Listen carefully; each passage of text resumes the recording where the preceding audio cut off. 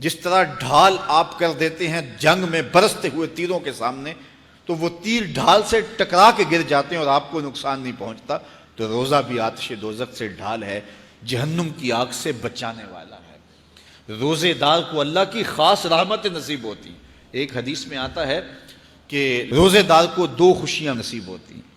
ایک خوشی اسے تب ملتی ہے جب وہ روزہ کھولتا ہے، جب سارے دن کی بھوک اور پیاس کاٹنے کے بعد شام کے لمحے ہوتے ہیں اور پھر روزہ منزل تک پہنچتا ہے، تو کس مسرت اور خوشی اور سرشاری کے عالم میں روزہ دار ہوتا ہے کہ شکر ہے کہ اتنی لمبی اور اتنی سخت گرمی کے ماحول کی شدت کے باوجود اللہ تعالیٰ نے مجھے روب منزل کیا۔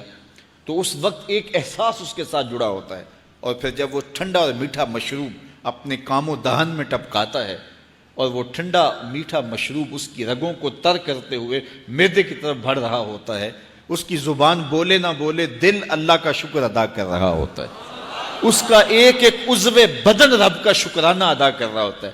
وہ ٹھنڈا اور میٹھا مشروب رگوں کو تر کرتا ہوا آگے بڑھتا چلا جاتا ہے، لیکن شکرانے کا وہ پیکر بن جاتا ہے۔ وہ ایک مسرت، ایک خوشی کا عالم ہوتا ہے کہ روزہ بھی نب گیا، سارے دن کی تکلیف بھی کٹ گئی، اور اللہ نے مجھے افطار کے لمحوں تک پہنچایا۔ فرمایا روزے دار کو ایک خوشی تب ملتی ہے جب وہ روزہ کھولتا ہے، وَفَرْحَةٌ عِنْدَ لِقَاءِ رَبِّهِ، اور دوسری خوشی روزہ دار کو تب ملے گی جب روزے کے صلے میں اللہ اپنا دیدار عطا فرمائے۔ بنی آدم کے جتنے بھی عمل ہیں 10 سے لے کر 700 گنا تک اس کا ثواب اولاد آدم کو اس کا دیا جاتا ہے۔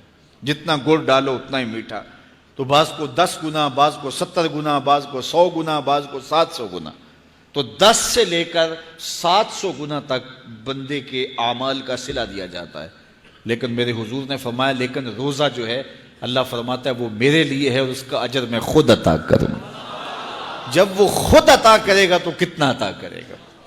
سخی اتنا بڑا ہو تو پھر کیا عطا کرے گا؟ بلکہ بعض نے اس کو عجزی بہی کی بجائے عجزہ پڑھا ہے بصیغہ مجہول، کہ روزہ میرے لیے ہے اور اس کی جزا میں خود ہوں۔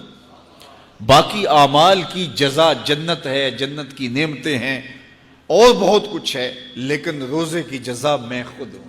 اور جس کو وہ خود مل گیا پھر جنت میں مل گئی، جنت والا جو مل گیا پھر جنت بھی مل گئی، جنت کی نعمتیں بھی مل گئیں۔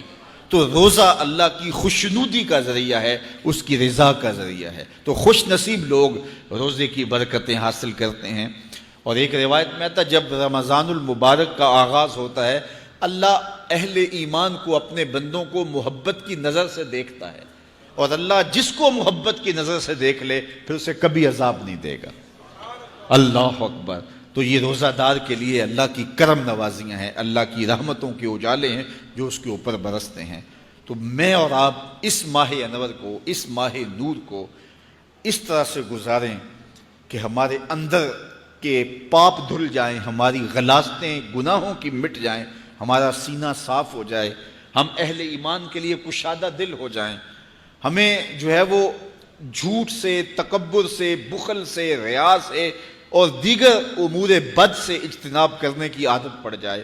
روزہ جو سکھانا چاہتا ہے ہم وہ اس سے سیکھ لیں، اور روزے کی برکات ضبط نفس کی صورت میں ہمیں نصیب ہو جائیں، تو ہم روزے کے بعد بھی، ماہ صیام کے گزرنے کے بعد بھی ایک نئی زندگی لے کر، ایک تازگی لے کر، ایک نور و روشنی لے کر کے جو ہے وہ معاشرے کے، اسلامی معاشرت کے ایک اہم فرد کی صورت کے اندر جو ہے وہ سامنے آئیں۔